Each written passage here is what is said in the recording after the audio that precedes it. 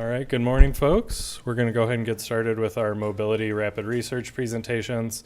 And first, we're going to get started with a presentation from Professor Siqian Shen, who's a professor of industrial and operations engineering here at the University of Michigan. Thank you. Okay. This one? Yeah, oh, you can, okay. Either one. Got it. Thank you. All right. Good morning, everyone. Thanks for coming to my talk today. So I'll be happy to share some of the progress of our current project with CCAT with you today. So this talk is about basically it was just funded last year, so by CCAT, thank you very much. This is on the towards an efficient robotaxi deployment. This is still in the very preliminary phase right now, so anything I'm sharing with you today, welcome to, kind of like discuss with me what's your opinion and so on and so forth, okay? And this project is, we have 3 investigators in University of Michigan, and then also Professor Mark Ronier from Northwestern. So you can go to the CCAT website to read the details of our project. Without further ado, basically, I want to give you more on the overview about the landscape of the AV being involved in the current transportation systems, right? So as the AV being developed, there's a lot of evolving technologies. And as you can see, we pointed out here because it has sensing technology enables connected vehicle technology and so on and so forth. Most of the AVs are electrified. So then, how do you design charging stations? How do you operate them? Based on their charging needs they have and so on and so forth. So they enable a lot of new problems, basically, for these set of applications in various transportation fields. And then also, because you want to avoid a collision and all that, motion planning and so on and so forth become a big area for developing research for AVs. And then we list out, so we're currently developing a more sort of like a literature review paper that we investigate all these areas, and then we list out a few examples here, ride hauling, public transit, logistics, restaurant, retailing, warehouses, manufacturing, construction, agriculture. These areas now have been seeing a lot of increasement of deploying AVs. And then the research landscape, of course, starting from how do you control single AVs, right? So that research has been kind of, in my opinion, very maturalized. Of course, for that, you need to fund a good navigation system. How do you operate the AVs from point A to point B? How do you detect the object on the road? How do you avoid them? How do you do motion planning and so on and so forth? So the research we're really interested in nowadays is, in fact, integrating AV inside the whole system, right? It's not about a single AV anymore. In fact, you're talking about a lot of AVs that needs to be integrated into your existing infrastructure and systems. And then because of that, it's the operation of connected vehicles. At the same time, they're autonomous. There's a lot of research that needs to be done, just not from the hardcore side, even the operational side and design side, system design side, there's a lot of problems already, right? So how do you operate these flows for complete AV fleet and cooperative sensing, and as well as traffic management platooning? So these are the big areas of the current literature focusing on that. We were also reviewing in our paper. Now, if we look at the system, the analysis of these systems now has a change from single vehicle to service systems, which means that in fact, these AVs are giving system operators some new decision variables to operate, new constraints to cooperate with. The coordination is indeed the key to improve these systems' performance when you talk about multiple, like AV fleet instead of a single AV. And another thing that we discovered that kind of motivate the later on research I will talk to you about is when you have these new technologies, gradual transition is also a key when you talk about the investment, right? At the upfront, you don't know the demand, you don't know how the market looks like, you don't even know how these technology can evolve and materialize in the next couple of years. So then your investment can't be committed upfront. So then those will be some sort of sequential decision-making problems that we'll be focusing on as well when we talk about AV deployment as Robotaxi, okay? So now the question is for a lot of systems, and then this talk is going to be focusing again, on these ride-hauling systems as primary deployment platform, because we're talking about Robotaxi for that project. So then for a lot of these systems, right, the question first to ask is AV or no AV. Should I incorporate AV into these systems or not? For the ride hauling, and again, it's supported by a lot of literatures that we have gone through in this area. This is not a binary answer question. So we find that, for example, if you think this is a pointer, yeah. So we find that if let's talk about like human-only system, it will have a high variable cost because you don't have much you can control the human behavior. Except you set different prices in different areas and so on and so forth. The driver don't really like directly operated by you, right? But it will give you some flexible labor. Depending on how well you understand the driver's side needs, you possibly can use them, during different fluctuations of the demand. And then so for the human-only system, you have kind of like a low control. For these systems, if you're talking about let's replace all of the human drivers by AV, then there could be some other problems you have to deal with, which is now you have to have the fleet as these ride-hauling platforms, and then associated with that, it will have very high fixed costs. It's going to be asset heavy, so then like your company, instead of providing a platform now, you have to really give all these decisions for the AVs to operate, right? And not to mention the fundamental sort of like infrastructure setup as well. So you have to negotiate also parking lot, charging stations, and so on and so forth, where the AVs should go if they're not picking up the passengers, and so on and so forth. So the literature really kind of like suggests, and also they find this sweet spot in between, which is why not doing a mixed fleet? And with that, they find that the AV can handle sort of like a predicted demand pretty well because they're operated optimally by your operation if you know the system demand patterns and so on and so forth. And the human drivers can help handle the peaks and the edge cases. And then you can do this gradual transitional path if you want to incorporate AV into your existing system. So that's where, as you see later, our model is going to be based on. We're trying to discuss this sort of like a mixed case and what would be the best mixture such that we could possibly lead to some win-win-win situation. That is for the platform as well as for the driver as well as for the passengers, okay? So that's where the idea is come from, and it's actually fully supported by a lot of existing literature that we have seen talking about the AV integration. All right? So now the new questions, right, if we want to focus on these mixed fleet, in addition to answer the question AV or no AV, we want to ask a set of questions: which tasks should be automated, which tasks are valuable for humans to perform, and how should the fleet be balanced over time? So those are more, again, high-level investment questions.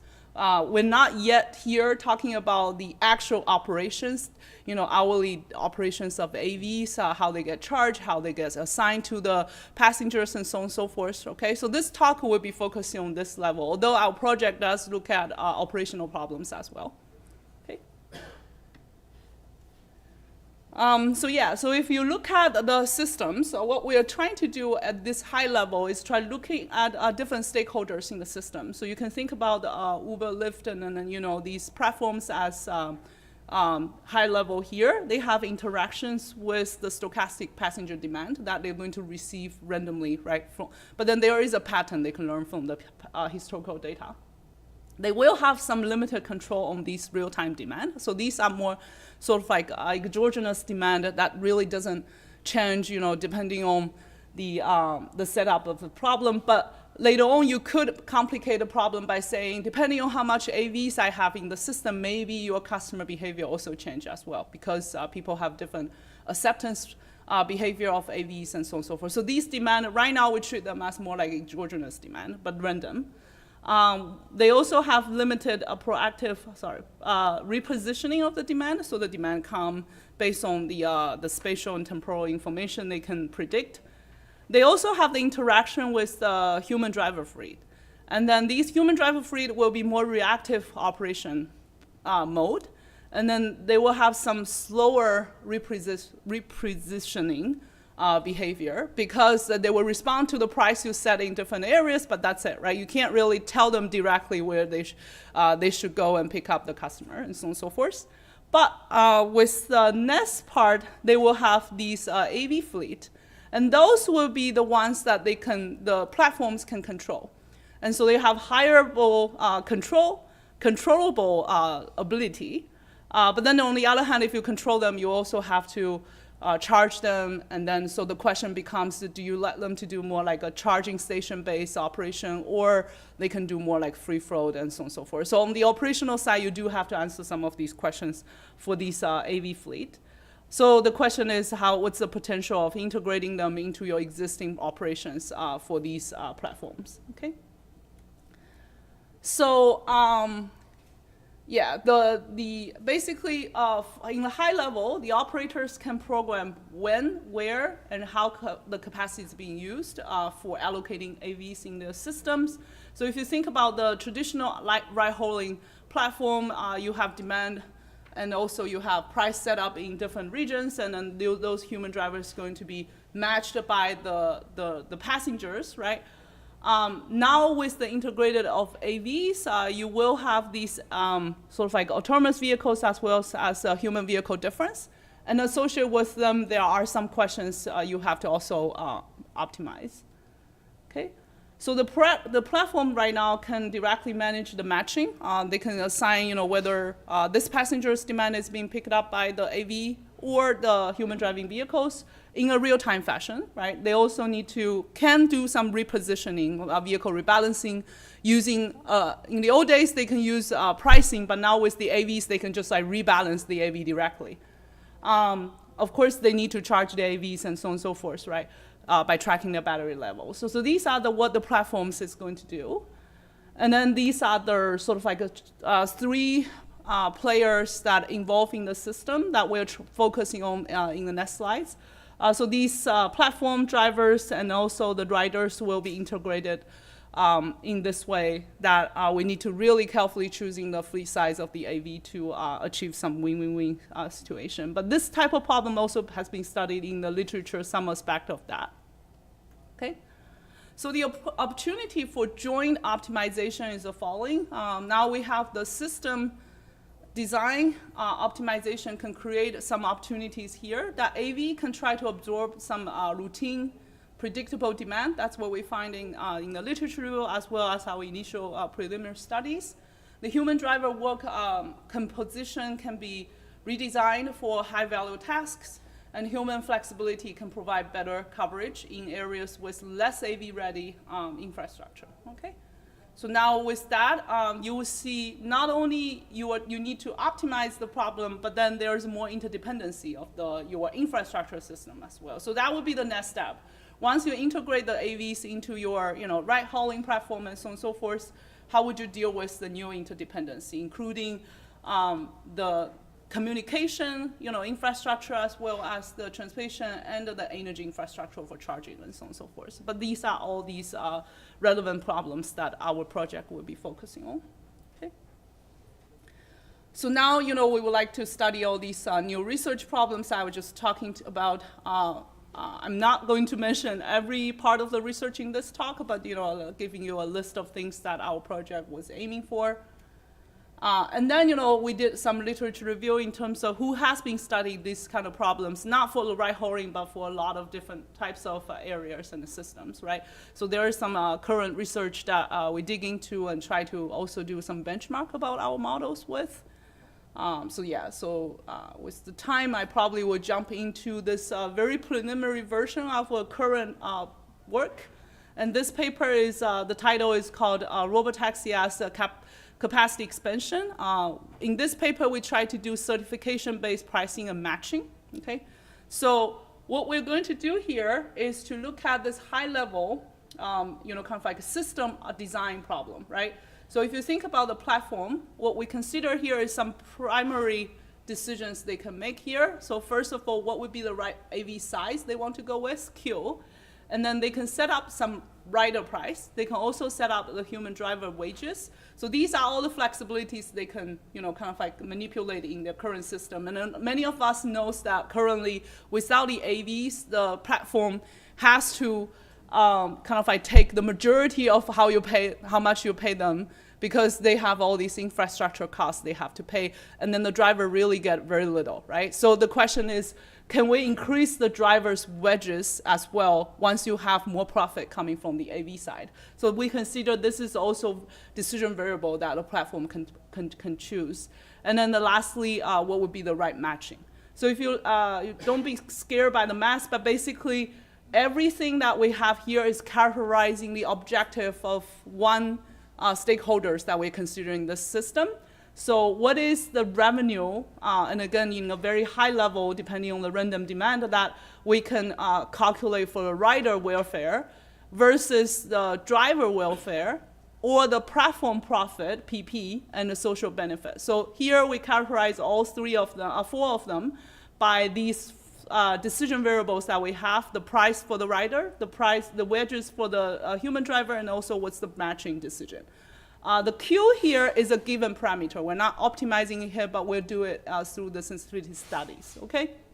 So basically, you can characterize a feasible region for your decision variable, and what the platform want to do is maximize their profit, PP, subject to, in the second stage, once they set every decisions here, then we want to make sure with respect to the rider and the drivers, they can sort of like have positive benefit, right? So whether or not this problem that I'm showing you here has a solution, that's the theorem we're trying to prove. And then the result says, yes, you could achieve this win-win-win outcome, meaning that a platform can have some profit as well as the other, rider and drivers can have those profit if you choose your decisions optimally, okay? And if I'm showing you a snapshot of a lot of our results here, but then you just, based on the high level. So if you're looking at the first figure is RS, so that's a rider. Second figure is DS, driver. And then the last one is platform, PP, okay? So I have the Q, which is the size of my AVs, being increased from 0 to 30. And then what would be the profit of those entities, right, change? And as you expected, as Q goes even further, you make your AV more, it's actually not giving you more profit for platform, for example, okay? So we are showing some of these numerical results, and we're also kind of like proving some of these results, as a function of your AV size. And then the takeaway message is basically, if you don't involve any AV, this is kind of like the rough number as an objective function. And this is just showing you a solution for Q equal to 10. And that's already showing big improvement with respect to all three of them, okay? So for the conclusion part of what we want to do is basically introducing, AV can introduce control in the mobility system. They're not simply replacing all the driver. And then the central challenge here is to design balanced mixed system. And the new possibility is to improve the system performance, rider service, and the driver work quality. And then the next step is also talking about the infrastructure side, which is now you have all these interdependencies because of the AVs and how we deal with that, okay? With that, I think I'm done with my talk. Thank you so much, and yeah, and I'll take any questions. Mm-hmm. How do you account for the complexity of multiple service providers? That's a very good question. So right now we consider the platform overall as a whole, right? And then we consider those service providers will cooperatively design the system. So everything that I'm showing you here in terms of the decision variables, they're only based on which region you're talking about, like price, what areas you're talking about, but we're not talking about this prices, Uber's price versus Lyft's price, and so on and so forth, right? If you integrate this model as a lower level model to a more like games theoretical model to talk about the whole market share type of problem, then that will answer your question. But yeah, right now we're just like looking at whether AV can be a solution or not. Yeah, thank you. All right, please join me in thanking Professor Shen for their time. Okay, thank you.